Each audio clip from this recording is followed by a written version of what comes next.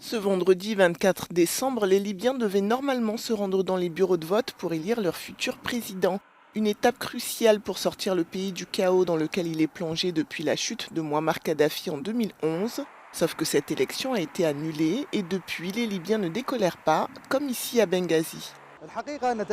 Le report des élections arrive à un moment inopportun. Tous les Libyens attendaient les résultats de cette élection et ce qu'il en adviendrait, quelle que soit la partie, gagnante ou perdante. Les gens avaient besoin de mettre fin à cette période et d'en commencer une nouvelle. Je suis contre le report des élections. Le pays est à un carrefour dangereux. Nous attendons de récolter les fruits de cette révolution et des changements qu'elle a apportés depuis 10 ans. La commission électorale libyenne a proposé de reporter la présidentielle à janvier 2022, mais la date n'a pas encore été officiellement confirmée. Le peuple libyen a soif de ces élections. Nous refusons de les reporter. Je parle de l'opinion de toutes les rues libyennes.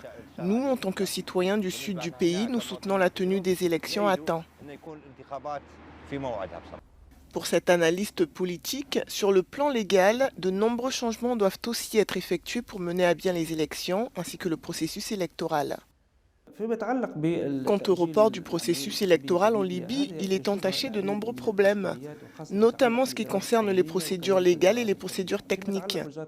En ce qui concerne les procédures juridiques, nous avons souvent soutenu qu'il existe des lois défectueuses émises, qui ne sont pas fondées sur une base constitutionnelle et ne sont même pas fondées sur une constitution permanente.